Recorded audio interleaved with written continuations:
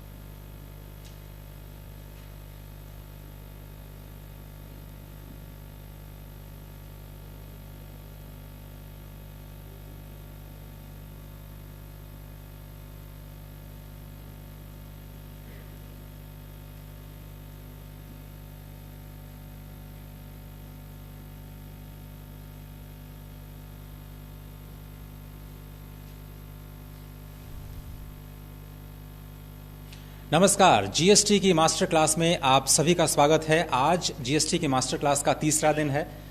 Doctor Hasmukh Adhia जो कि राजस्व सचिव हैं केंद्र सरकार में, उनके नेतृत्व में ये क्लासरूम चलाई जा रही है और आज तीसरे दिन मुद्दा है कॉम्पोजिशन और रिकॉर्ड कीपिंग का।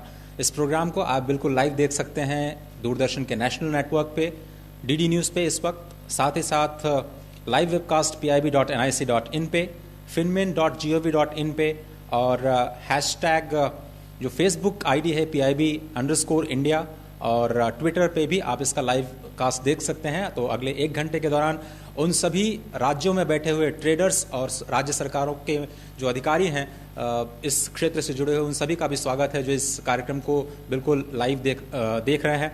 आज का मुद्दा एक बार फिर से मैं बता दूं, कंपोजिशन और रिकॉर्ड कीपिंग है। डॉक्टर अढ़िया, आपसे विनती है कि आप इस प्रोग्राम को आगे ले जाने के लिए हमें मार्गदर्शन दें और जो आज के प्रेजेंटेशन है उसके लिए हमें प्रेरित करें। जीएसटी की मास्टर क्लास के तीसरे पार्ट में आप सबका स्वागत है। छोटे छोटे व्यावसायिक लोग, टैक्स प्रैक्टिशनर एवं पब्लिक के सदस्यों के लिए ये एक हमारा प्रयत्न है कि हम आप तक सब बारीकियाँ जीएसटी की पहुंचा सके। इसके लिए ये हमारा प्रयत्न है।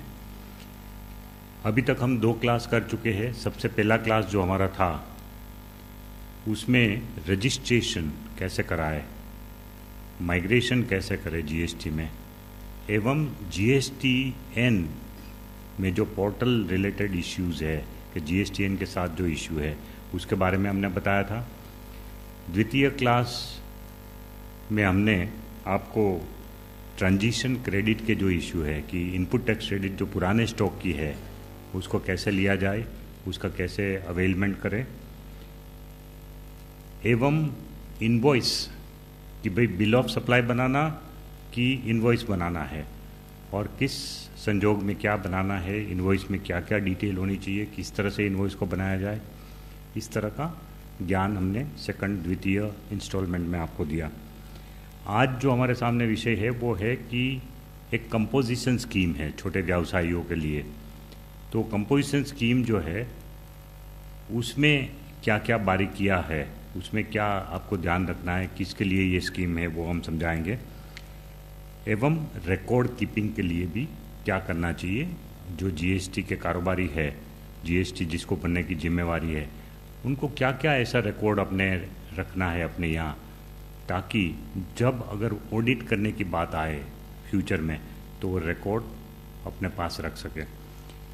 हम आगे बढ़ते हैं। आज का विषय जो है उसमें जो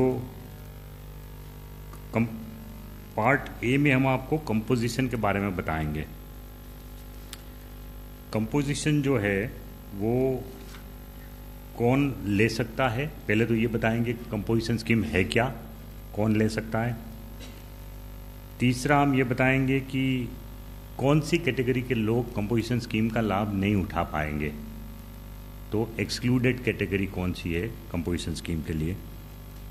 कंपोजिशन स्कीम में अगर आप पार्टिसिपेट कर रहे हैं, मान लो आपने ऑप्शन दिया कि मैं कंपोजिट डीलर बनना चाहता हूँ, तो उसमें रेट क्या होगा आपके लिए, अलग अलग कैटेगरी के लोगों के लिए, और टैक्स की गिनती कैसे की जाएगी उसके बारे में भी हम आपको विस्तार से बताएंगे।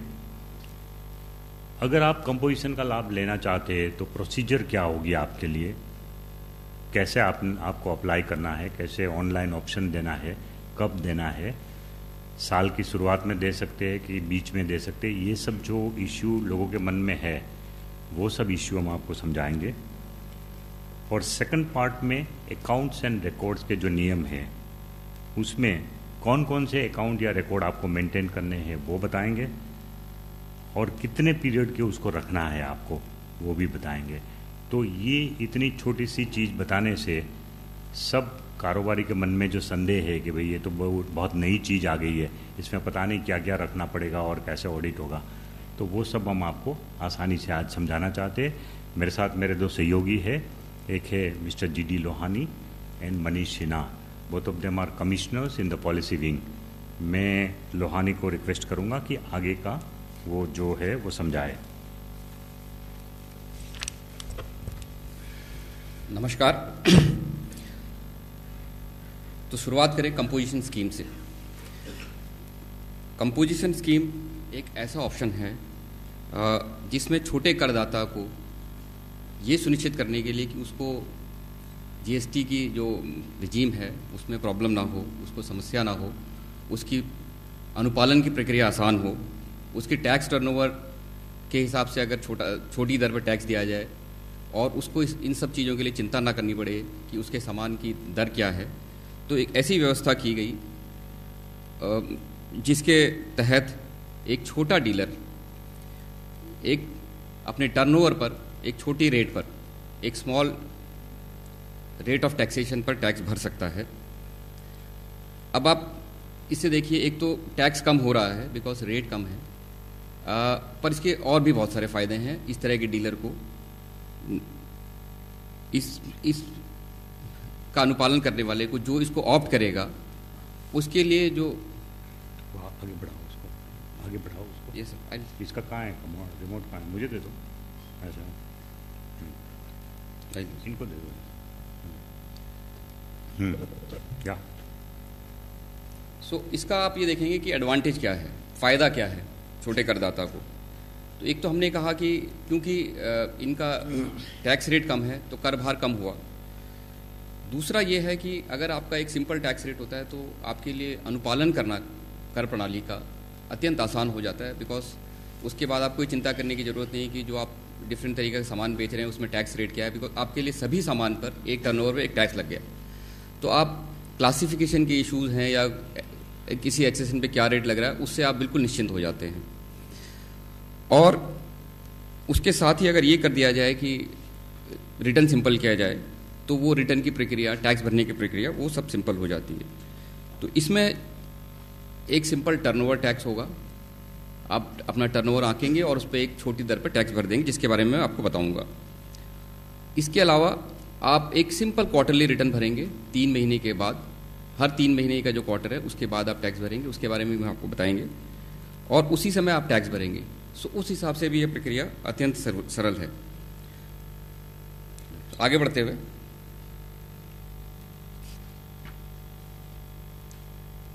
जो कंपोजिशन स्कीम है वो किन लोगों के लिए है?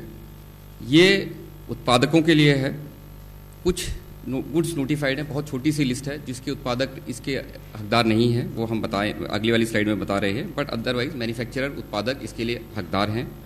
ऐसे व्यापारी जो सामान बेचते हैं वो इसके हकदार हैं, और रेस्टोरेंट्स, ये कैटेगरी के लोग इसके हकदार हैं, जबकि उनका एग्रीगेट टर्नओवर, कुल सालाना टर्नओवर जो पिछले साल का था, पिछले वित्त वर्ष का था, वो 75 लाख रुपए से कम था। इसमें कुछ थोड़ी बहुत कंडीशंस हैं, बहुत मामूली कंडीशंस लगाई गई हैं, रिस्ट्रिक्शन लगाई है इसकी, ताकि स्कीम चल सके, इसका मिसयूज ना हो, और वो हैं वो आगे बताएंगे। और ये जो 75 लाख की सीमा है ये लगभग पूरे देश में है, बट जो स्पेशल कैटेगरी के राज्य हैं उनको ये छूट दी गई है कि वो सीमा को 50 लाख रखें। वो ऑप्ट कर सकते हैं कि वो 50 लाख रखें तक जा सकते हैं, पर 11 में से सिर्फ 9 प्रदेशों ने 50 लाख की सीमा रखी है, जो आपके सामने है। इसमें मेनली नॉर्थ ईस्टर्न स्टेट्स हैं और हिमाचल प्रदेश हैं। 2 स्पेशल कैटेगरी के राज्य हैं मैं आपको बताना चाहूँगा, उत्तराखंड एंड जम्मू एंड कश्मीर, जिनके पास ये ऑप्शन था कि वो 50 लाख का टर्नओवर रखें, बट उन्होंने ये ऑप्ट किया है कि वो एग्रीगेट टर्नओवर की लिमिट 75 लाख ही रखेंगे। सो इन 2 राज्यों में भी जो करदाता हैं उनको 75 लाख तक का लिमिट तक कंपोजिशन का फ़ायदा होने जा रहा है, वो कंपोजिशन ले सकते हैं। अब बात ये आती है कि हमने कहा कि 75 लाख की टर्नओवर जो आपका वित्तीय वर्ष, पिछले वित्तीय वर्ष का, उसके आधार पर आप इस स्कीम के हकदार होंगे, पात्र होंगे। तो इसके लिए जानना जरूरी है कि ये इस कुल जो टर्नओवर हम ले रहे हैं, जिसको हमने परिभाषित किया है एग्रीगेट टर्नओवर की तरह कानून में, ये क्या है, इसमें क्या क्या चीज़ें आती हैं। कुल टर्नओवर जो एक पैन नंबर है, मान लीजिए एक पैन जो रजिस्टर्ड है, उसका जितना भी टर्नओवर पिछले वित्त वर्ष में किया गया है उसको जोड़ा जाएगा। उसमें जब आप उस वैल्यू को जोड़ेंगे तो उसमें जो आपने कर मुक्त अगर कोई व्यवसाय किया है, कोई सामान बेचा है पिछले साल में, तो उसको भी जोड़ा जाएगा, और जो आपने निर्यात किया होगा तो वो भी उसमें जुड़ेगा। तो इस तरह से इन सबको जोड़ लिया जाएगा। लेकिन 2 चीज़ें स्पेसिफिकली लिखा गया है लॉ में कि नहीं जुड़ेंगी। जो भी आपने टैक्स पे किया है जीएसटी का, सिर्फ जीएसटी के जो भी सीजीएसटी, एसजीएसटी जो आगे आने वाले सालों में यूज़ होगा, सीजीएसटी, एसजीएसटी और आईजीएसटी जो भी आप पे करते हैं करदाता की तरह से, वो इसमें शामिल नहीं होगा, वो आपके टर्नओवर में, कुल सालाना टर्नओवर में नहीं जाएगा। और कुछ ऐसी आपकी कुछ सामान या सेवाएं ऐसी हो सकती हैं जिसमें आपको रिवर्स चार्ज पे टैक्स भरना होता है, तो वो उसमें जो सामान और सेवाएं लेने वाला आदमी है वो रिवर्स चार्ज पे भरता है। तो ऐसा एक करदाता हो सकता है जो ऐसी सर्विसेज ले रहा हो, जैसे कि फॉर एग्जांपल उदाहरण के तौर पे जीटी की सर्विस ले रहा हो।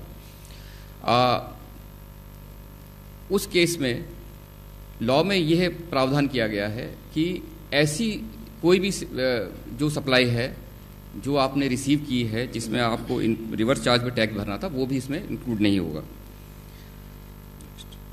अब कंपोजिशन स्कीम में अगर आप ये सोचिए कि एक करदाता है और उसकी 4 यूनिट हैं और वो 4 यूनिट अलग प्रदेशों में रजिस्टर्ड हैं, तो उसमें क्या होगा? तो उसमें ये प्रावधान है कि कंपोजिशन स्कीम अगर एक आदमी अवेल करता है तो उसका जो पैन नंबर है उसमें आने वाले जितने भी उसके रजिस्ट्रेशन हैं सब कंपोजिशन स्कीम के अंदर आएंगे। ऐसा नहीं हो सकता कि मैं कहूँ कि मैं एक में कंपोजिशन स्कीम लूँगा और 3 अन्य में कंपोजिशन स्कीम नहीं लूँगा, ये नहीं हो सकता।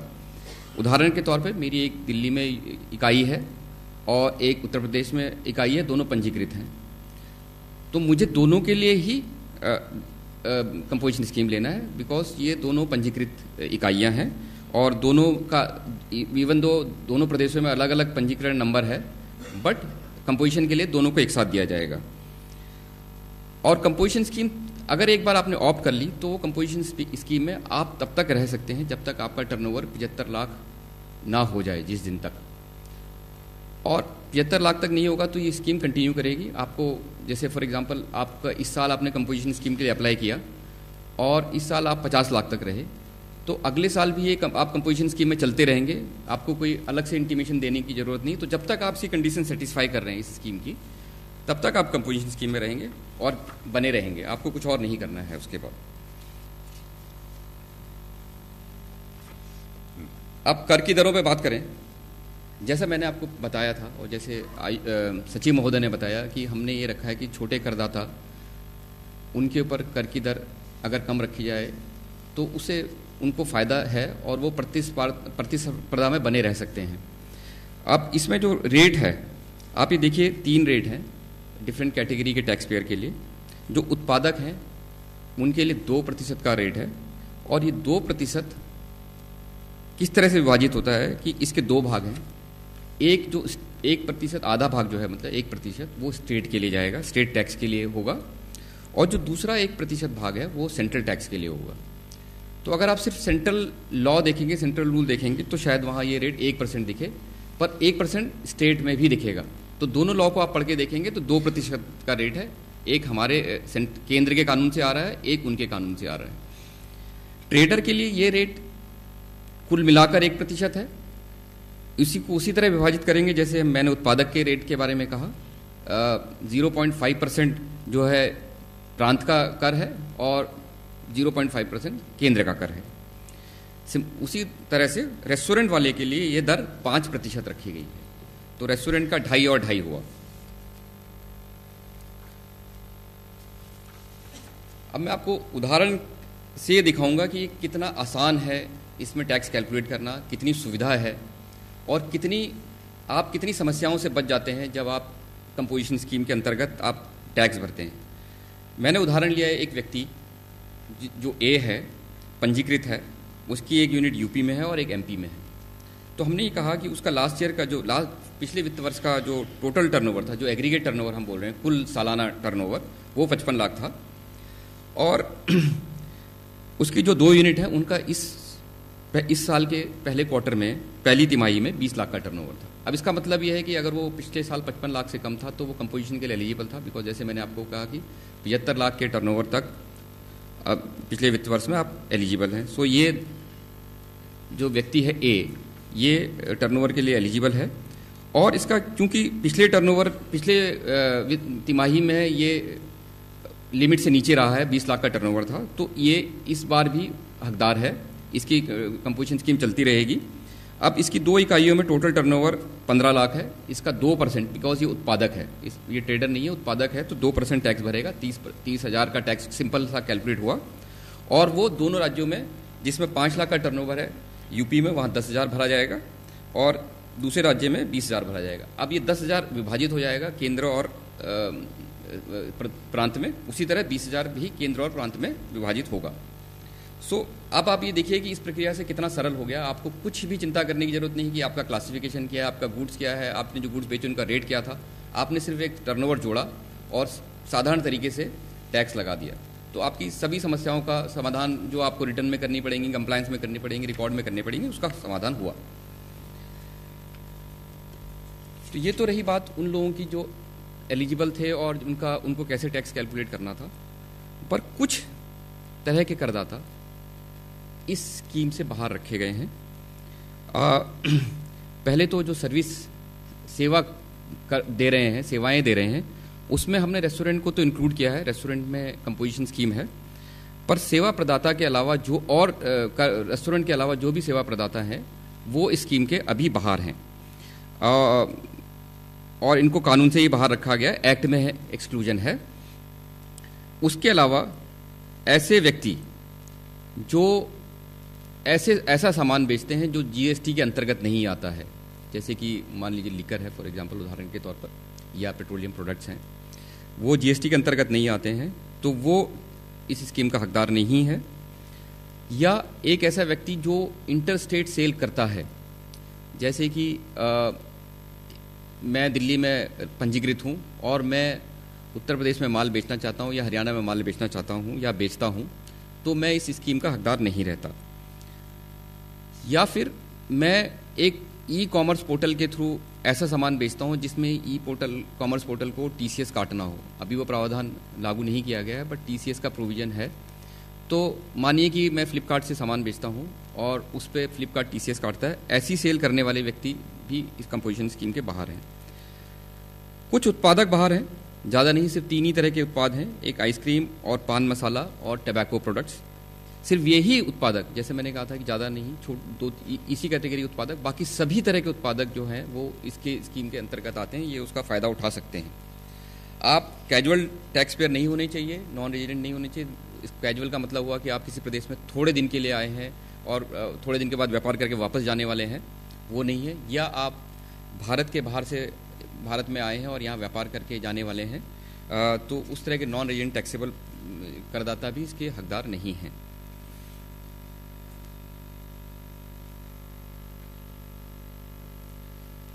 अब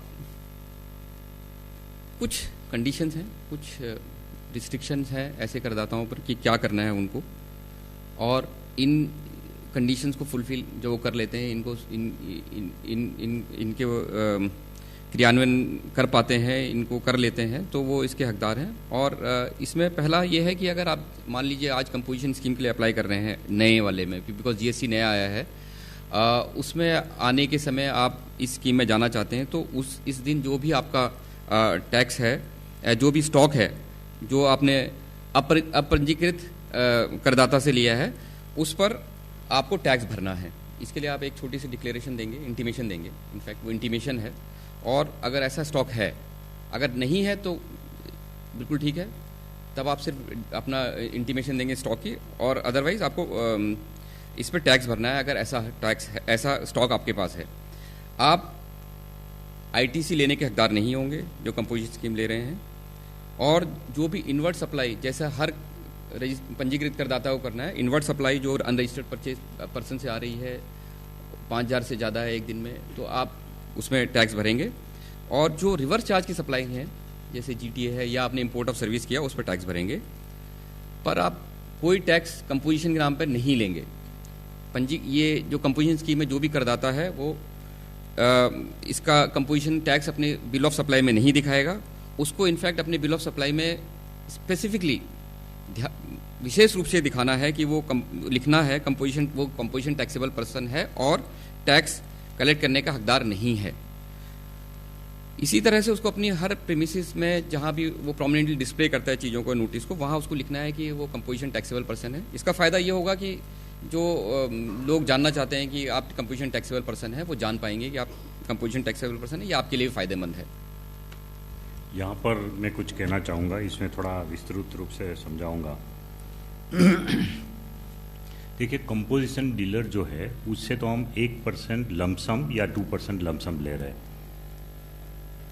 उनके साथ रिस्ट्रिक्शन ये है कि जो भी माल वो खरीदेंगे, चाहे इनपुट हो चाहे बेचने के लिए जो माल खरीदा उन्होंने, वो दोनों पे टैक्स भर के उसके पास आ रहा है, तो इनपुट टैक्स क्रेडिट उसका नहीं ले पाएंगे। It is a lump sum turnover tax, तो इनपुट टैक्स क्रेडिट उसको मिलेगा नहीं जो माल खरीदा है वो। दूसरा कि जो माल बेचेंगे उसकी भी इनपुट टैक्स क्रेडिट किसी और को मिलेगी नहीं, क्योंकि वो तो पूरा टैक्स भर नहीं रहे, वो तो 1% या 2% लमसम भर रहे हैं। तो वो जो 1% या 2% टैक्स भी भर रहे हैं कंपोजिशन वाले, उसकी क्रेडिट भी दूसरे किसी को मिल नहीं सकती, क्योंकि वो ओवरऑल टैक्स है। सो ये बात ध्यान में रखनी है। और क्योंकि वो टैक्स कलेक्ट नहीं कर रहे हैं किसी दूसरे व्यक्ति से, कंपोजिशन वाले ने जिसको भी माल बेचा उससे वो टैक्स कलेक्ट नहीं कर सकते। जो टैक्स टर्नओवर टैक्स बनना है वो उसको खुद को बनना है, वो 1% या 2% दूसरे से ले नहीं सकते। तो उनको इनवॉइस के बदले में बिल ऑफ सप्लाई देना है।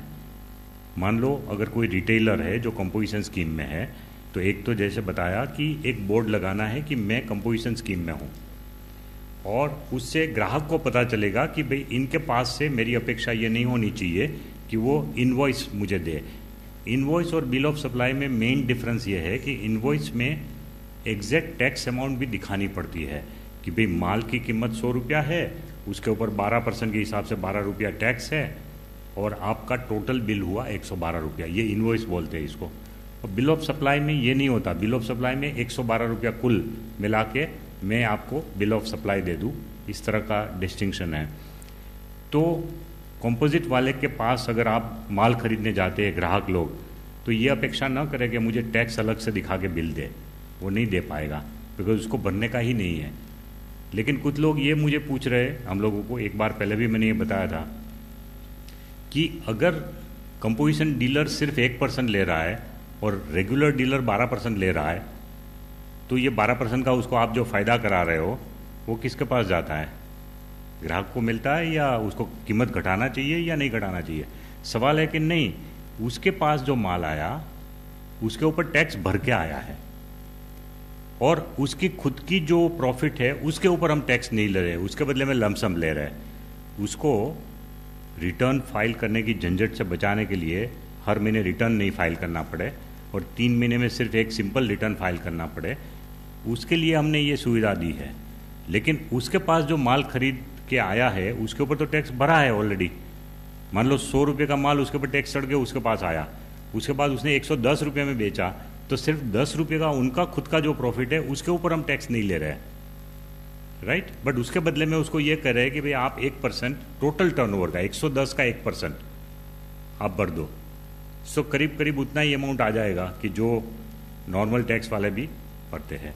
सो लोगों को ये अपेक्षा नहीं रखनी चाहिए कि कंपोजिशन वाले को 1% आप ले रहे हो तो मुझे टूथपेस्ट में से 18% कम करके टूथपेस्ट बेचे, क्योंकि टूथपेस्ट जब मैन्युफैक्चरर ने उसको बेची, मैन्युफैक्चरर ने डिस्ट्रीब्यूटर ने होलसेलर को, होलसेलर ने रिटेलर में, तो उसके ऊपर हर स्टेज पे टैक्स पे करके ही आया है, इसलिए वो अपेक्षा नहीं रखनी चाहिए। ओके, धन्यवाद सर।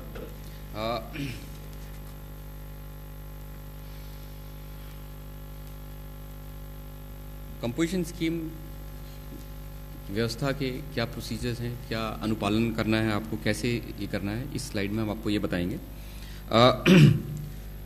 अब इसमें हम मान के चले 3 तरह के लोग हैं।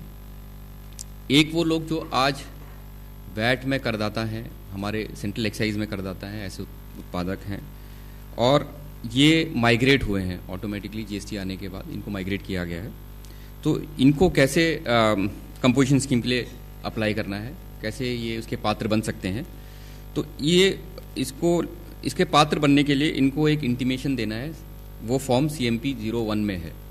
तो ये कहा गया है कि जो अपॉइंटेड डेट है, जिस दिन से ये प्रावधान आया, उसके 1 महीने तक आप दे सकते हैं।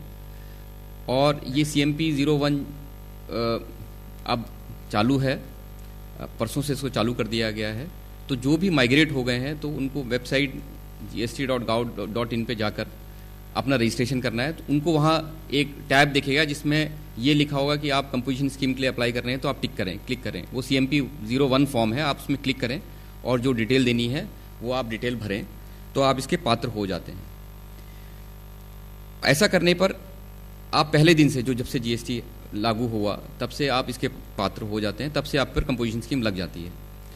अब इसमें छोटी एक रिक्वायरमेंट ये है कि आप, क्योंकि हमने कहा कि स्टॉक से रिलेटेड कुछ इश्यूज़ हैं, तो आपने अनरजिस्टर्ड से खरीदा या जो आपका स्टॉक है तो उसकी एक डिक्लेरेशन करनी है, वो फॉर्म CMP 03 में करनी है। पर उसके लिए आपके पास टाइम है। उसके लिए आप, अगर आज आपने इसके लिए इंटीमेशन दे दिया CMP 01 में, तो 60 दिन तक आप CMP 03 दे सकते हैं। तो उसके लिए टाइम है, तो आप स्टॉक बताएंगे तब CMP 03 में।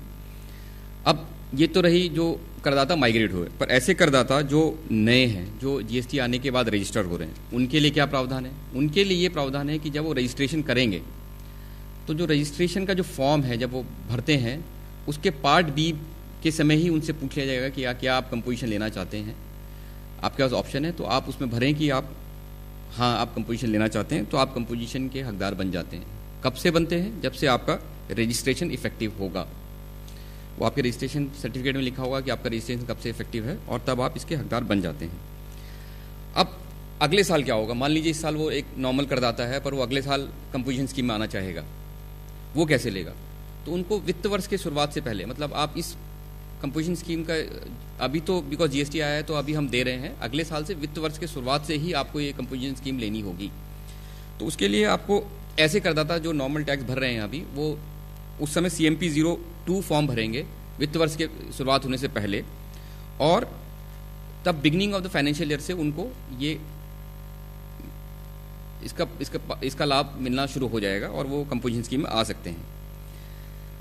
अगर हम रिटर्न फाइलिंग की बात करें तो चूंकि इनकी प्रक्रिया और अनुपालन बहुत सरल है, तो इनका रिटर्न भी बहुत सरल है, बिकॉज इसमें ऐसी कोई इशू नहीं है कि वो ITC ले रहे हैं नहीं ले रहे हैं, क्रेडिट उस तरह से अगर आप देखें तो उनका अनुपालन आसान हो जाता है। तो उनका एक रिटर्न बहुत सिंपल है और वो क्वार्टरली है।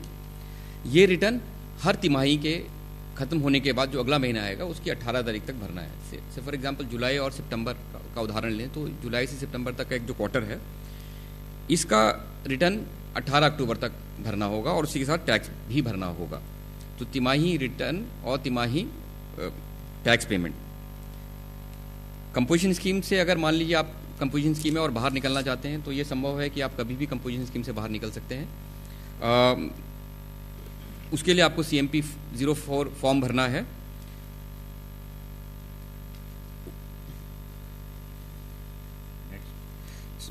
और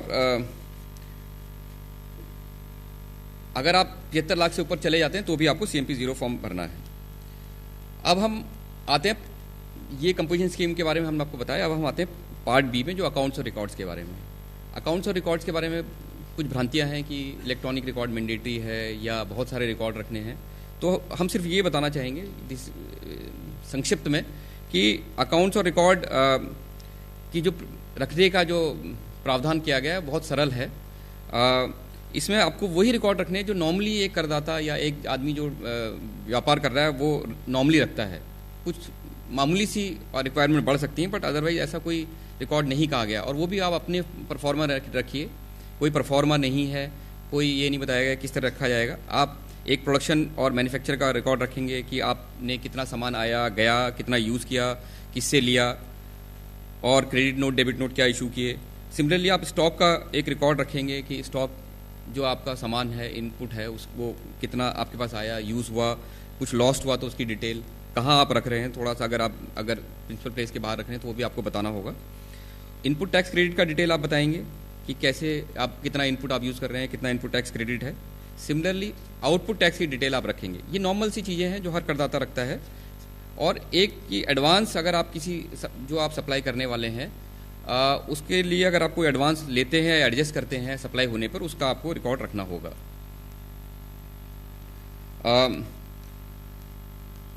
कंपोजिशन के लिए जैसा मैंने बताया, अगर आप कंपोजिशन की बात करें तो सामान्य करदाता के मुकाबले उसका काम बड़ा आसान हो जाता है, बिकॉज उसका इनपुट क्रेडिट का सिस्टम नहीं है, उसके पास स्टॉक भी उसको उस तरह से नहीं रखना है, बिकॉज वो इनपुट टैक्स क्रेडिट नहीं ले रहा है।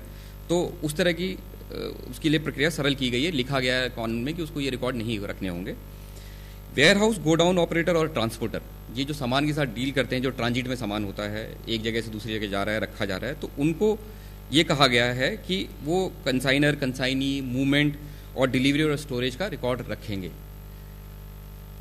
एक एजेंट जो है, जो प्रिंसिपल का एजेंट है, वो भी ये रिकॉर्ड रखेगा कि उसको किस प्रिंसिपल ने ऑथराइज किया है, और उसमें रिसीट और सप्लाई जो प्रिंसिपल के बिहाफ में वो कर रहा है उसका रिकॉर्ड रखेगा।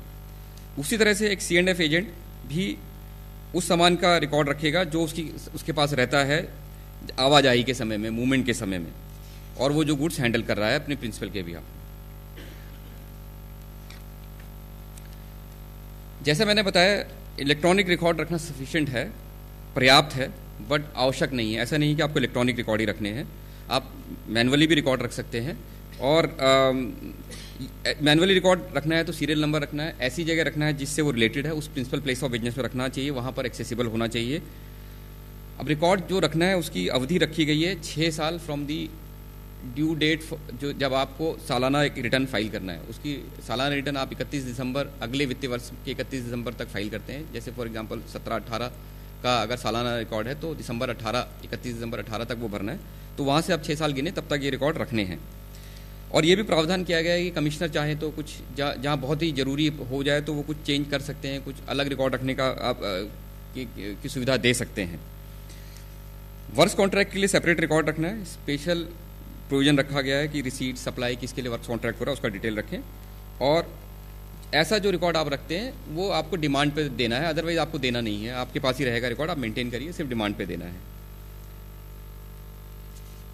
अब आप अगर आप बड़े करदाता हैं और आप एक थ्रेशोल्ड से ज़्यादा हैं, जो कि अभी 2 करोड़ रुपए है, अगर उस लिमिट में है और आप रिकॉर्ड रखते हैं, आपके सारे रिकॉर्ड आपको ऑडिट कराने हैं और जो ऑडिटेड रिकॉर्ड है उसकी एक कॉपी विद रिकन्सिलेशन स्टेटमेंट आपको देनी है जो स्पेसिफाइड है। और तो रिकॉर्ड के बारे में इतना ही। और इलेक्ट्रॉनिक रिकॉर्ड के बारे में सिर्फ मैं ये बताना चाहूँगा, अगर जो इलेक्ट्रॉनिक रिकॉर्ड रखें उसकी प्रक्रिया भी बहुत सरल है, आपको अपने पास रखने हैं ऑथेंटिकेटेड फॉर्म में, और ये इस तरह से आपको रखने और संभालने हैं कि अगर मान लीजिए कोई आपात स्थिति में रिकॉर्ड डिस्ट्रॉय हो जाए तो उनको रिस्टोर किया जा सके, ये आपको इंश्योर करना है, और वो भी रीजनेबल टाइम में। और आप ऐसी स्थिति में हो कि डिमांड करने पर आप इस रिकॉर्ड को दे पाएँ, और जब आप रिकॉर्ड देंगे तो आपको फिर अगर पासवर्ड रखा है या कुछ कोड यूज़ कर रहे हैं इलेक्ट्रॉनिक रिकॉर्ड के लिए या उनका एक्सप्लेनेशन है वो आप बताएंगे। सो ये इस तरह से आप देखें तो रिकॉर्ड रखने की प्रक्रिया अत्यंत सरल है। आपके रिकॉर्ड हैं, आप रखेंगे और जब डिमांड होगा तब हमको देंगे। उसका कोई परफॉर्मा नहीं रखा गया है except for certain transporter document, जहाँ कुछ एक परफॉर्मा छोटा सा रखा गया, बाकी कहीं कोई परफॉर्मा नहीं है। धन्यवाद का इस प्रेजेंटेशन के लिए। अब हम सवाल और जवाब का सिलसिला शुरू करेंगे, क्योंकि इस वक्त भी सर ट्विटर पे इस कार्यक्रम को देखते हुए लाइव सवाल लोग कर रहे हैं। कंपोजिशन स्कीम के साथ ही जुड़े हुए सवाल हैं वो भी हम रखना चाहेंगे। उससे पहले जो कन्फ्यूजन्स हैं ट्रेडर्स के मन में उनको भी दूर करने के लिए पहला सवाल यह है कि अगर अलग अलग स्टेट्स में मेरे 3 अलग अलग स्टेट्स में 3 अलग अलग यूनिट्स हैं, तो क्या मैं अलग अलग कंपोजिशन स्कीम का फ़ायदा उन तीनों यूनिट्स के लिए लूँगा? उसके लिए क्या प्रावधान है? जैसे बताया उन्होंने कि अलग अलग स्टेट में अगर आपके यूनिट है उसी पैन नंबर से जुड़े हुए तो तीनों का कंबाइंड टर्नओवर देखा जाएगा।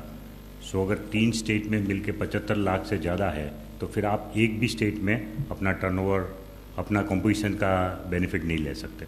जी, अगला सवाल एक पेट्रोल पंप डीलर का है। वो ये जानना चाह रहे हैं कि वो अपने प्रेमाइसेस से कुछ ग्रॉसरी सामान भी बेचते हैं, उनकी एक दुकान भी है, लेकिन उसका टर्नओवर 75 लाख से कम है पिछले फाइनेंशियल ईयर में। तो क्या वो कंपोजिशन स्कीम का फ़ायदा लेंगे? उनके जो अधिकारी हैं वो बता रहे हैं कि आप कंपोजिशन जो स्कीम है आपके लिए अप्लाई नहीं होगी। सही कर रहे हैं, बिकॉज जैसे बताया कि टर्नओवर की डेफिनेशन में exempt supply as well as taxable supply दोनों को जोड़ के लिमिट देखना है। तो अगर आप पेट्रोल पंप में पेट्रोल मान लो साल में 1 करोड़ रुपए का बेच रहे हैं और साथ साथ 20 लाख रुपए का इंजन ऑयल भी बेच रहे हैं, तो फिर इंजन ऑयल के लिए आपको कंपोजिट स्कीम नहीं मिल सकती, आपको उसके लिए अलग से रजिस्टर ही कराना पड़ेगा, कंपोजिशन स्कीम का बेनिफिट नहीं मिल सकता। जी, अगला सवाल कंपोजिशन स्कीम में यह है कि अगर मैं ऑप्ट करता हूं इस स्कीम के लिए तो क्या मुझे इनपुट टैक्स क्रेडिट अलाउ किया जाएगा जो मैं सप्लाईज पे करता हूं? और अगर मैं वो सप्लाईज अनरजिस्टर्ड एंटिटीज से लेता हूं तो क्या मुझे इनपुट टैक्स क्रेडिट मिलेगा? देखिए, जैसे बताया कि पहला प्रिंसिपल ये है कि क्रेडिट आप नहीं ले सकते इनपुट टैक्स क्रेडिट, ये लमसम टैक्स है। और दूसरा सिद्धांत ये है कि जो भी माल कंपोजिट डीलर बेचेगा वो टैक्स पेड होगा, तो ला कहीं से भी सकता है। कंपोजिट डीलर दूसरे स्टेट में माल नहीं बेच सकता, इंटरस्टेट सेल नहीं कर सकता, लेकिन इंटरस्टेट परचेस कर सकता है। लेकिन वो दूसरे स्टेट में से जो माल आया वो टैक्स पेड होना चाहिए। उसी तरह से कंपोजिट डीलर अनरजिस्टर्ड डीलर से भी खरीद सकता है, लेकिन अनरजिस्टर्ड डीलर से लेने के टाइम रजिस्टर्ड डीलर वो खुद है कंपोजिट डीलर, तो उसको चुकाना है वो जो टैक्स है वो अनरजिस्टर्ड के बदले में, तो रिवर्स चार्ज में उसको चुकाना है और वो अपने पास रखना है। और क्योंकि वो कंपोजिशन में है उसकी फिर क्रेडिट नहीं ले पाएंगे। सर, अगला सवाल यह है कि जो कंपोजिशन स्कीम ऑप्ट करते हैं क्या वो कस्टमर से टैक्स वसूल सकते हैं? और एक कस्टमर के तौर पर क्या कंपोजिशन स्कीम वाले के पास जाना सस्ता होगा? बिल्कुल नहीं। जैसे मैंने समझाया पहले भी कि जो कंपोजिट डीलर है उसको अपना बोर्ड दिखाना है अपनी दुकान में कि भाई मैं कंपोजिट डीलर हूँ, और फिर उसको टैक्स इनवॉइस में टैक्स की डिटेल नहीं लगानी है और टैक्स अलग से वसूल नहीं करना है। जो total price of the commodity है उतना ही उसको वसूल करना है, उसमें टैक्स की अलग डिटेल नहीं दिखाना है, ना ही वसूल करना है। वो टोटल इंक्लूसिव ऑफ टैक्सेस, क्योंकि उसको जो माल की कीमत पड़ी वो इंक्लूसिव ऑफ टैक्सेस ही है। उसने जब खरीदी तब टैक्स पे कर दिया है रिटेलर ने, तो इंक्लूसिव ऑफ टैक्सेस जो है वही आपको ग्राहक से प्राइस लेना है वो। और ये मानना बिल्कुल गलत है कि क्योंकि वो कंपोजिट डीलर है और 1% चुका रहा है इसलिए जो टैक्स पे नहीं कर रहा है, वो गलत है। क्योंकि उसने जिस आदमी से, जिस होलसेलर से माल लिया उसके ऊपर टैक्स पे किया है, इसलिए टैक्स पे करके ही माल आया है। सिर्फ उनके अपने प्रॉफिट के ऊपर, रिटेलर का जो अपना जो वैल्यू एडिशन है, प्रॉफिट है, उसके ऊपर हम टैक्स कोई परसेंटेज के हिसाब से नहीं ले रहे, लेकिन लंप सम टोटल टर्नओवर के ऊपर ले रहे हैं। जी, चूँकि ये कंपोजिशन स्कीम छोटे कारोबारियों के लिए है और जो छोटे कारोबारी हैं वो बहुत सारे अनरजिस्टर्ड डीलर के साथ भी कारोबार करते हैं जिनके जो रजिस्टर्ड नहीं है जीएसटी के तहत, तो क्या वो उनसे सामान खरीद सकते हैं जैसा कि पहले किया करते थे? नहीं, वो कर सकते हैं, लेकिन रिवर्स चार्ज में टैक्स पे करना पड़ेगा कंपोजिशन डीलर को। अनरजिस्टर्ड डीलर से कंपोजिशन डीलर माल खरीद कर सकते हैं, लेकिन रिवर्स चार्ज में टैक्स पे करने की लायबिलिटी कंपोजिशन डीलर की आएगी, और क्योंकि वो कंपोजिशन में है उसका इनपुट टैक्स क्रेडिट नहीं ले सकता। जी, एक सवाल शायद पहले था जो 3 राज्यों में 3 अलग अलग यूनिट्स हैं, उसी से जुड़ा सवाल ये है कि क्या किसी एक यूनिट, तीनों में से किसी एक यूनिट के लिए कंपोजिशन स्कीम को ऑप्ट किया जा सकता है? एक ही पैन नंबर के ऊपर एक राज्य में एक से ज़्यादा यूनिट है तो उसका भी टोटल टर्नओवर गिना जाएगा। एक ही पैन नंबर के ऊपर एक से ज़्यादा राज्य में भी अगर उनके यूनिट है तो उनका भी टोटल टर्नओवर गिना जाएगा, और वो सब यूनिट का अगर 75 लाख से ज़्यादा है तो फिर वो एक भी यूनिट में कंपोजिशन का लाभ नहीं ले सकता। ठीक है ना? अब एक बहुत ही प्रैक्टिकल सवाल ये है सर कि अगर किसी ने कंपोजिशन स्कीम में ऑप्ट किया है और उनको साल के दौरान किसी दूसरे राज्य से एक मौका मिलता है अपनी गुड्स को सप्लाई करने का, तो क्या वो मौका गंवा दें, उनको सप्लाई ना करें? नहीं, वो अपने GSTIN नंबर से तो किसी और स्टेट में सप्लाई नहीं कर सकता। उसको तो फिर बदलना पड़ेगा, CMP 4 में ऑप्शन दे के कंपोजिशन से बाहर निकल जाए और उसके बाद वो रेगुलर रजिस्ट्रेशन करा के भी व्यापार कर सकते हैं। वैसे मैं आपको बता दूं कि रेगुलर स्कीम में व्यापार करना भी इतना मुश्किल नहीं है। हमने जिस तरह से स्कीम बनाया है, आप अपना टोटल टर्नओवर चाहे कितना भी हो, अगर आप रजिस्टर करा लेंगे तो काफ़ी सुविधा होगी, क्योंकि महीने में एक बार ही आपको रिटर्न भरना है उसमें भी, और उसमें भी जो B2C है, B2C को इन्वॉइस वाइज डिटेल भी रिटर्न में नहीं दिखानी है, टोटल सप्लाई की डिटेल दिखानी है। तो सिर्फ इतना ही फर्क पड़ रहा है कि भाई कंपोजिट वाला जो है वो 3 महीने में एक बार अपनी टोटल सेल्स की डिटेल रिटर्न में दिखा रहा है, और जो रेगुलर रिटर्न फाइल कर रहा है, जो कि रेगुलर स्कीम में इनपुट टैक्स क्रेडिट भी ले सकता है और टैक्स भी चार्ज कर सकता है, वो रेगुलर पर्सन जो है उसको महीने में एक बार करना है, लेकिन टोटल सप्लाई की डिटेल दिखानी है समरी में। सो इस तरह से वो रेगुलर रजिस्टर कराना भी बेहतर है, उसमें कोई दिक्कत नहीं है, ताकि आप इंटर स्टेट सप्लाई भी कर सको, with in the state also supply कर सको, और आसान प्रक्रिया है। फिर से एक प्रैक्टिकल सवाल कि वित्तीय वर्ष के दौरान अगर 3 महीने तक मान लीजिए पहला रिटर्न किसी ने कंपोजिशन स्कीम के तहत दिया, लेकिन उसके बाद अचानक उनका टर्नओवर बढ़ गया, तो मान लीजिए दिसंबर के बाद उनका टर्नओवर बढ़ गया और वो रेगुलर स्कीम के तहत आते हैं, तो फिर क्या उनको इनपुट टैक्स क्रेडिट का लाभ मिलेगा? वो कंपोजिशन स्कीम के तहत कैसे उसका फ़ायदा उठाएंगे? नहीं, जितना माल कंपोजिशन स्कीम में बेच दिया उसके ऊपर इनपुट टैक्स क्रेडिट नहीं मिलेगी। बाकी जो स्टॉक पड़ा है उसके ऊपर वो बाकी 3 महीने के लिए जब रेगुलरली रजिस्टर करता है, तो अगर वो टैक्स पेड माल है तो उसकी इनपुट टैक्स क्रेडिट मिलेगी। बाकी जो माल बेचने के लिए अभी बाकी है, मान लो किसी ने शुरुआत किया कंपोजिशन से, 3 महीने में ही 75 लाख से ऊपर चला गया, तो उसको तुरंत ऑप्शन दे देना है कंपोजिशन में से बाहर आने का और रेगुलर स्कीम में आना है। उस महीने से उसकी रेगुलर लायबिलिटी होगी, और उस जो पीरियड है उसके दौरान जो माल बेच रहे हैं वो टैक्स पेड होना चाहिए, और उसकी फिर आप क्रेडिट ले सकते हैं। जी, और रिकॉर्ड कीपिंग के लिहाज से एक सवाल यह है कि क्या जो आम GST टैक्स पेयर है उसी की तरह सेल्स और परचेज दोनों का ही रिकॉर्ड जो कंपोजिशन डीलर्स हैं उनको भी रखना होगा, और कितना फ्रिक्वेंटली ये जो टैक्स है वो अदा करना होगा?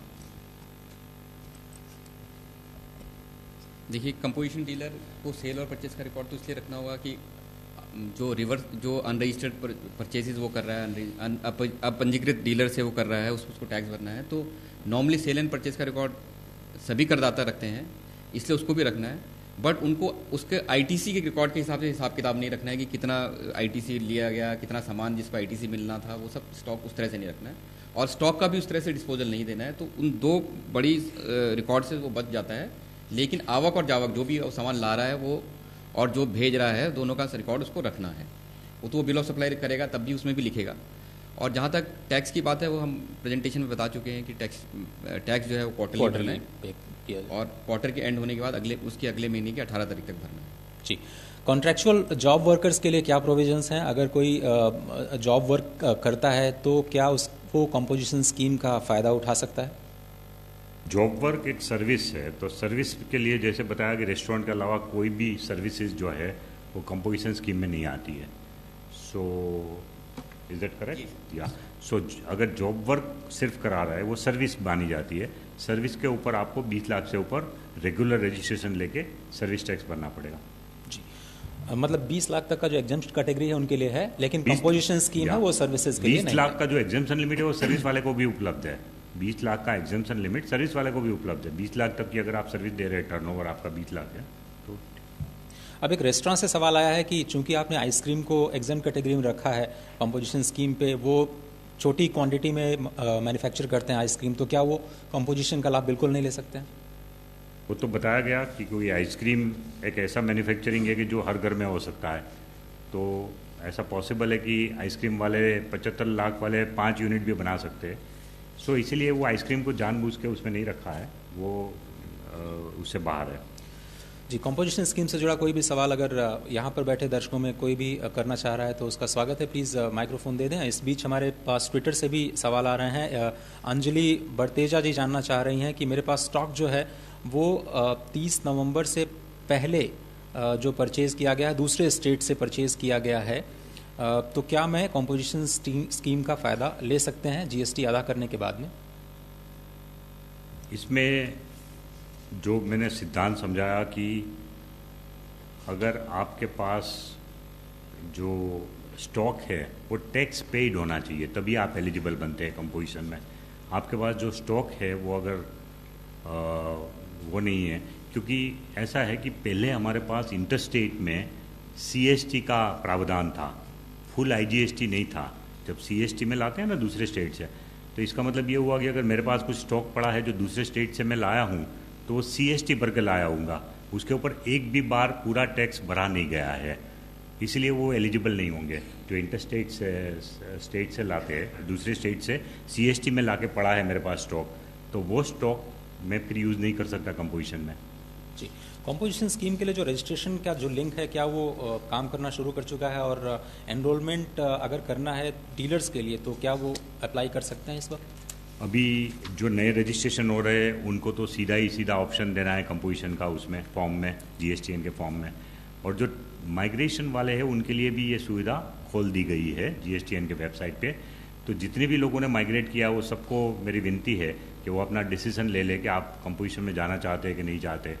और 22 जुलाई से पहले आपको ऑप्शन देना है कि आप कंपोजिशन में जाना चाहते हैं कि नहीं जाना चाहते। तो वो लोग भी अपना ऑप्शन जीएसटीएन वेबसाइट पे जाके वो दे दे कि भाई कंपोजिशन में जाना चाहते हैं कि नहीं। जी। एबीपी न्यूज़ से शिशिर जी सवाल करना चाहते हैं कंपोजिशन स्कीम पे। शिशिर जी। सर, जो रेस्टोरेंट है जिनका 5% जिसमें कंपोजिशन स्कीम में है, वो जो बिल इशू करेंगे कस्टमर को, वो 105 रुपये का करेंगे या 100 रुपये का करेंगे? 100 रुपये का टोटल बिल, जैसे बिल ऑफ सप्लाई के रूप में, उसमें टैक्स नहीं लगा सकते 5 रुपया। वो 5 रुपये का टैक्स अलग से नहीं दिखाना है उसको। छोटे रेस्टोरेंट जो कंपोजिशन स्कीम है उसको अलग से अपना बिल में वो 5% दिखा के आपसे ले नहीं पाएगा। वो 100 रुपये का total value of goods inclusive of taxes वो दिखा देगा। रामकिशोर शर्मा जी, सर एक लॉजिकल सवाल ये आपसे जानना चाह रहे हैं कि वो कंपोजिशन स्कीम में अगर आते हैं तो उनको एग्जेम्प्ट आइटम पर 1% का जीएसटी क्यों देना चाहिए, और आपने ऐसा प्रावधान क्यों किया? एग्जेम्प्ट आइटम के ऊपर मतलब जैसे टर्नओवर में आपने चूंकि एग्जेम्प्ट आइटम्स को भी शामिल किया है तो उस पे क्यों 1% इसलिए कि जब एग्जेम्प्ट और नॉन एग्जेम्प्ट का टर्नओवर होता है तो किसी भी व्यक्ति के लिए, टैक्स ऑफिसर के लिए ये तय करना मुश्किल हो जाता है कि उसका कितना टर्नओवर एग्जाम में गया, कितना नॉन एग्जाम में गया। सो अगर आप ऐसे व्यवसाय में हैं कि जहां एग्जाम सप्लाई बहुत ज़्यादा है तो फिर तो हमारी एडवाइस ये होगी कि आप रेगुलर रजिस्ट्रेशन में ही जाए, कंपोजिशन में मत जाए। जी। बहुत सारे जो कारोबारी हैं सर इस वक्त ये तो सोच रहे होंगे कि वो कंपोजिशन स्कीम में ऑप्ट करें, लेकिन साथ ही साथ उनको सप्लाई भी करनी होगी, तो अभी बिना इंटीमेशन किए, बिना कंपोजिशन स्कीम में रजिस्टर कराए, क्या वो सप्लाई जारी रख सकते हैं अपना इस वक्त? क्या बोल रहे हैं? आप कंपोजिशन का अभी अप्लाई नहीं भी किए हैं, आखिरी तारीख नहीं पूरी हुई है और आपको सप्लाई करना है तो कॉम्पोजिशन के हिसाब से आप सप्लाई कर सकते हैं। आप बिल ऑफ सप्लाई इशू करेंगे लेकिन आप टैक्स नहीं दिखाएंगे। जैसा कि सेक्रेटरी महोदय ने एक्सप्लेन किया, आप जितना पैसा लेते हैं टोटल कंसिडरेशन उसको केवल आप दिखाएंगे। जी, कॉम्पोजिशन स्कीम की जो जानकारी है वो क्या विभाग को हर साल देनी होगी? क्या उसके लिए कोई इंटीमेशन है, वो हर साल फाइल करना होगा कि मैं अगले साल भी कॉम्पोजिशन स्कीम में जाना चाहता हूँ?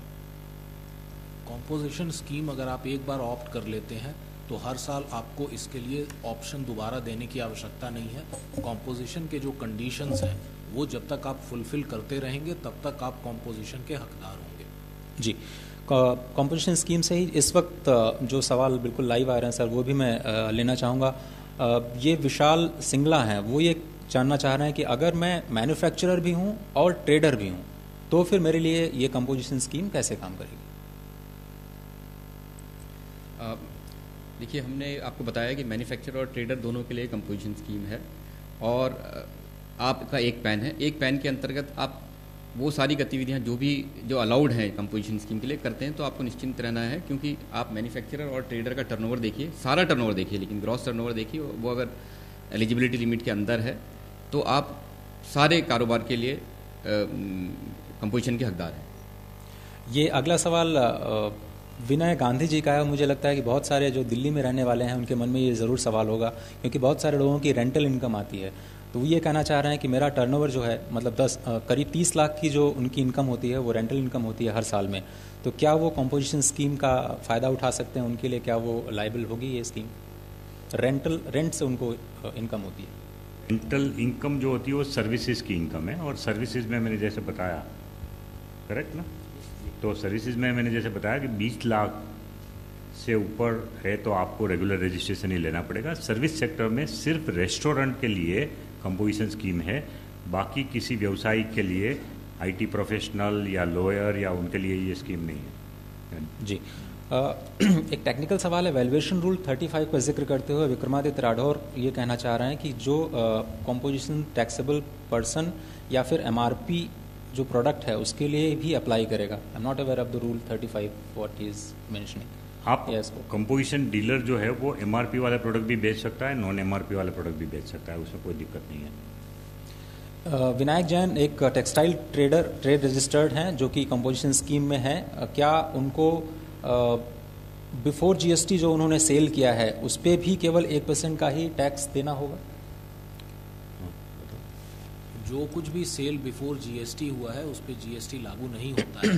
राज्य और केंद्र सरकारों की जो कानून उस वक्त थी उसके हिसाब से अपना आप टैक्स भरेंगे और रिटर्न फाइल करेंगे। हसमुख जी हैं, वो ये जानना चाह रहे हैं ट्विटर पे कि वो वैट नंबर उनके पास और सीएसटी दोनों ही नंबर्स हैं, तो और वो कंपोजिशन डीलर स्कीम में जाना चाहते हैं, तो उनके लिए प्रोसीजर क्या है?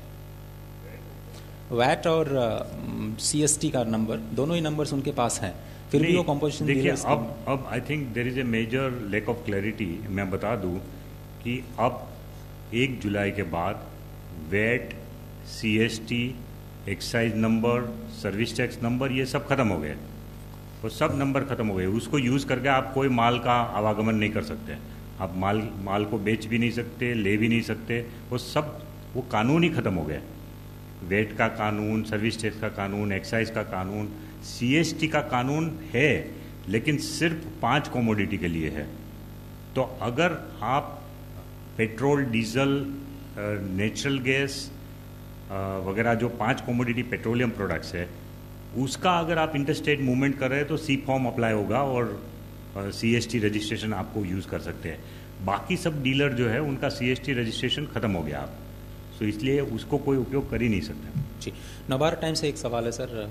सर, जो मैं समझा आपकी बातों से कि यदि मैं छोटा दुकानदार हूँ दिल्ली में और छोटे उत्पादकों से जिनके 20-20 लाख से कम की टर्नओवर है उनसे माल खरीदता हूँ तो उस पर टैक्स मुझे रिवर्स टैक्स भरकर ही माल बेच पाऊंगा। सही बात, बिना टैक्स भरे भर पाऊँ। सही बात है। रिवर्स चार्ज वाला प्रोविजन तो कंपोजिट डीलर को भी लगेगा। बिल्कुल सर, कंपोजिशन के अलावा भी बहुत ही जेनेरिक सवाल आ रहे हैं, अगर आप इजाज़त दें तो बिल्कुल लाइव सवाल हैं, उनको भी ले सकते हैं हम। इनपुट देवाशीष महापात्रा जी ये जानना चाह रहे हैं कि अगर मैं एक यूनिट से दूसरे यूनिट को अपने सप्लाईज करता हूं तो क्या मुझे हर डेबिट क्रेडिट का हिसाब या सेल और परचेज का हिसाब रखना होगा? ये तो मेरी अपनी यूनिट है। नहीं, आपकी जैसे मैंने कल बताया था कि नॉर्मली एक स्टेट में एक ही पैन नंबर के ऊपर एक ही यूनिट रजिस्टर्ड होगा। आप दूसरे स्टेट में उसी पैन नंबर के ऊपर अपना यूनिट रजिस्टर करवा सकते हो, बल्कि वो तो ज़रूरी हो जाएगा। आपका अगर एक के अलावा दूसरे स्टेट में भी बिजनेस है तो वहाँ का अलग रजिस्ट्रेशन नंबर आपको लेना होगा। तो अगर आप एक स्टेट से दूसरे स्टेट में अपने ही यूनिट के साथ कोई भी व्यवहार कर रहे हो तो आपको बिल्कुल उसी तरह से करना है जैसे आप किसी और पार्टी को बेच रहे हैं। आप अपने ही दूसरे स्टेट में जो यूनिट है उसको माल जब भेजेंगे तो IGST पे करके ही भेजें। IGST पे करने की उस पर जिम्मेवारी आएगी। तुरंत नहीं पे करना है, लेकिन IGST आपको रिटर्न के साथ पे करने की जिम्मेवारी आएगी। जब आप अपने ही एक स्टेट के यूनिट से दूसरे स्टेट में अपने ही यूनिट में माल भेज रहे तब भी IGST की रिस्पॉन्सिबिलिटी आएगी आपकी जी। और विद इन द स्टेट अगर आपका है विद इन द स्टेट तो फिर आपको IGST नहीं भरना है, बिल ऑफ सप्लाई देना है with in the state. With in the state आपका एक यूनिट से दूसरे यूनिट में आप ट्रांसफर कर रहे हैं तो इनवॉइस नहीं देना, बिल ऑफ सप्लाईज जो है वो रेज करना। नहीं, sorry, let me, I think नहीं, मनीष ही इज टॉकिंग अबाउट कि दो उसके बिजनेस वर्टिकल अलग अलग रजिस्टर्ड है तो फिर आपको इनवॉइस बनाना है, वो इंडिपेंडेंट यूनिट माने जाएंगे। लेकिन अगर आपका एक ही नंबर एक स्टेट के अंदर है और आपके प्लेस ऑफ बिजनेस 4-5 है, गोडाउन 4-5 है, तो फिर with in the state movement के लिए आपको बिल ऑफ सप्लाई देना है, उसमें IGST की रिस्पॉन्सिबिलिटी नहीं आएगी। आप अपने एक ही यूनिट के अंदर में 4-5 प्लेस ऑफ बिजनेस है तो वहाँ पर अगर आप माल मूव कर रहे हैं, करेक्ट, तो फिर आपको टैक्स नहीं देना है। बट अगर आपने बिजनेस वर्टिकल का अलग अलग रजिस्ट्रेशन एक ही स्टेट में लिया हुआ है एक ही पैन नंबर के ऊपर, तो इंडिपेंडेंट मान के उसके बीच में तो व्यवहार वैसा ही होगा जैसे आउटसाइड पार्टी के साथ कर रहे हैं। उमेश जी जानना चाह रहे हैं, और ये शायद एक प्रैक्टिकल प्रॉब्लम शायद उन्हें आ रही होगी। वो कहना चाह रहे हैं कि how can I file DS2 form. DS2 कोई फॉर्म है GST में जो अभी नहीं दिखा रहा है, वो केवल CHF फॉर्म दिखा रहा है। DS2 form, I am not sure ये टेक्निकलिटी है, तो इसे स्किप कर सकते हैं। हमको पूछना पड़ेगा, वो GSTN के सवाल में आएगा बाद में इसको। देवाशीष महापात्रा जानना चाह रहे हैं कि जो रिवर्स चार्ज मैकेनिज्म है वो थोड़ा सा कॉम्प्लेक्स है, प्लीज़ हमें एक्सप्लेन करें। और जो GST रजिस्टर्ड डीलर हैं, क्या अगर उनको इनपुट टैक्स पेमेंट चाहिए तो उसके लिए रिवर्स चार्ज मैकेनिज्म करना होगा क्या? देखिए, रिवर्स चार्ज मैकेनिज्म बहुत सिंपल है। अभी हमने कल भी बताया था, ये सेक्शन 9(4) का प्रोविज़न है, सब लोग याद कर ले। 9(4) का प्रोविज़न है रिवर्स चार्ज का। कोई भी रजिस्टर्ड डीलर जब भी कोई अनरजिस्टर्ड डीलर से माल खरीदता है तो उसके ऊपर टैक्स भरने की जिम्मेवारी रजिस्टर्ड डीलर की हो जाती है। तो वो उसके लिए वो टैक्स भरेंगे। और जैसे कल समझाया था कि ऐसा नहीं है कि हर बार छोटी छोटी चीज़ खरीदी अनरजिस्टर्ड डीलर से तो उसका अलग अलग हम लोग इनवॉइस बनाएं। वो एक साथ, एक तो दूसरा उसमें एक एक्सेप्शन दिया हमने कि एक ही दिन में एक व्यापारी 5,000 तक का अनरजिस्टर्ड डीलर से खरीद कर सकता है और उसके ऊपर कोई टैक्स नहीं भरना है, अप टू 5,000 पर डे। तो जैसे चाय पानी मंगवाया, कुछ स्टेशनरी छोटी मोटी मंगवा ली, या कोई ऐसी चीज़ अगर मंगवा ली अनरजिस्टर्ड डीलर से जो कि इमीडिएट यूज़ के लिए ऑफिस में काम में आ सकती है, तो 5,000 तक कोई उसमें वो है। बट 5,000 से ऊपर अगर एक दिन का हो जाता है तो वो सब आइटम का टोटल करके महीने में एक बार एक इन्वॉइस में उसको दिखा देना है, महीना पूरा होते ही, और उसका एक सेल्फ इन्वॉइस बनाना है कि भाई मैंने इतनी आइटम इतने लोगों से ली है और वो अनरजिस्टर्ड डीलर थे, इसलिए इतना इसके ऊपर टैक्स होता है आइटम वाइज, तो मैं ये अपनी जिम्मेवारी स्वीकारता हूँ और सेल्फ इन्वॉइस बना देंगे। उसके ऊपर वो उसको टैक्स भी भरना है और उसको इनपुट टैक्स क्रेडिट भी मिलेगा अपने आउटपुट सप्लाई के सामने। तो वो उसकी इनपुट सप्लाई भी बन गई जिसके ऊपर वो खुद टैक्स पर पे कर रहा है, और उसकी वो इनपुट टैक्स क्रेडिट भी ले सकते हैं अपने आउटपुट सप्लाई के सामने। निकुंज का सवाल है सर कि उनका जो टर्नओवर है वो 20 लाख से कम है और उनके जो गुड्स हैं वो टैक्स फ्री कैटेगरीज में आते हैं, लेकिन आपने कॉम्पोजिशन स्कीम में दूसरे स्टेट को सप्लाईज मना कर रखा है, तो क्या वो दूसरे स्टेट को अपने जो सामान है वो बेच सकते हैं? बिल्कुल नहीं बेच सकते। अगर कंपोजिट स्कीम में आप है तो दूसरे स्टेट में माल बेच नहीं सकते, लेकिन कंपोजिट स्कीम वाले डीलर दूसरे स्टेट से माल मंगा के उस स्टेट में बेच सकते हैं। माल मंगाने की कोई प्रतिबंध नहीं है। और अगर आप परचेस कर सकते हो दूसरे स्टेट से, लेकिन वो परचेस करने के टाइम वो टैक्स पेड माल होना चाहिए। और अगर 20 लाख से टर्नओवर कम है उस स्टेज में 20 लाख से नीचे है तो भी आप दूसरे स्टेट में तो इंटरस्टेट सप्लाई नहीं कर सकते।